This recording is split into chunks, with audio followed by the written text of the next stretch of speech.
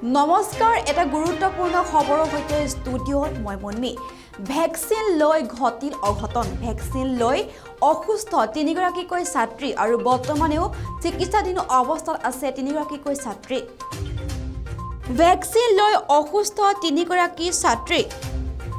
নগাঁও জিলাৰ কচুৱা উচ্চতৰ মাধ্যমিক বিদ্যালয়ত ভেকচিন লোৱাৰ পিছতে তিনিগৰাকীকৈ ছাত্ৰী অসুস্থ হৈ অচেতন হৈ পৰে আৰু মুখেৰে ফেন ওলাই অহাৰ লগে লগে চিকিৎসালয়ত ভৰ্তি কৰায়। কিন্তু ক্ৰমে বেছিকৈ অসুস্থ হোৱাত উন্নত চিকিৎসাৰ বাবে নগাঁও ভোগেশ্বৰী ফুকননী প্ৰাথমিক বিদ্যালয়লৈ লৈ যোৱা হয় আৰু শুক্ৰবাৰে ঘটিছিল এই ঘটনা। ছাত্ৰীকেইগৰাকী বিদ্যালয়খনৰ 10ম শ্ৰেণীৰ সাজিদা বেগম, ৰজিনা আখতাৰ আৰু 9ম শ্ৰেণীৰ আহিছা খাতুন। ছাত্ৰীকেইগৰাকী বৰ্তমান চিকিৎসাধীন অৱস্থাত আছে বুলি জানিব পৰা গৈছে। ছাত্ৰীকেইগৰাকী অসুস্থ হোৱাৰ কাৰণ বৰ্তমানেও জানিব পৰা নাই। আজি আমাৰ কচুৱা হায়াৰ ছেকেণ্ডাৰী স্কুলত অসম চৰকাৰৰ নিৰ্দেশ মৰ্মে 15 পৰা 18 বছৰ বয়সৰ ল'ৰা ছোৱালীবিলাকৰ যিটো ভেকচিনেশ্যন কাৰ্যসূচী আমাৰ স্কুলত আজি আৰম্ভ হৈছিল প্ৰথমবাৰৰ কাৰণে। আৰম্ভণিতে আমি ছাত্ৰ ছাত্ৰীসকলৰ আধাৰ কাৰ্ড, সিহঁতৰ বাৰ্থ চাৰ্টিফিকেটৰ লগত মিলাই সিহঁতৰ বয়স অনুসৰি 15 পৰা 18 বছৰ বয়সৰ ল'ৰা ছোৱালীবিলাকক আমি ভেকচিনেশ্যন কাৰ্যসূচীটো আৰম্ভ কৰিছিলোঁ। ইয়াতে সহায় কৰিছিল আমাৰ কচুৱা মডেল হস্পিটেলৰ MPW শ্বাহজাহান আলী, তাৰ লগতে কেইজনমান নাৰ্ছ আছিলে।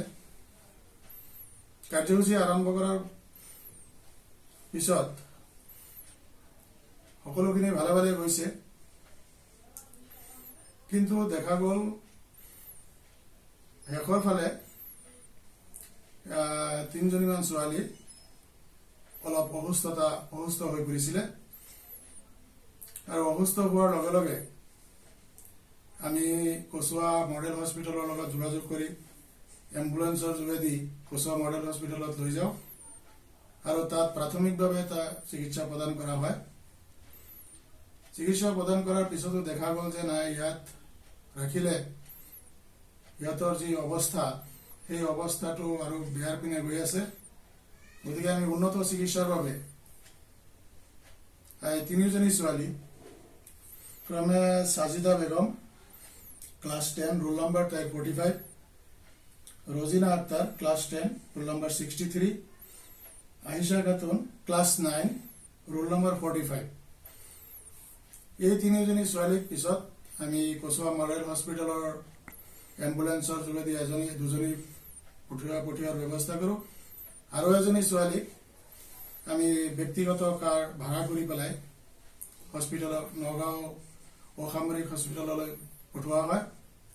পঠোৱাৰ পিছত ইয়াত মই নিজেও লগতে আছিলোঁ, থাকি পেলাই ইয়াত সিহঁতক চিকিৎসা প্ৰদান কৰা কাৰ্য আৰম্ভ কৰা হয়।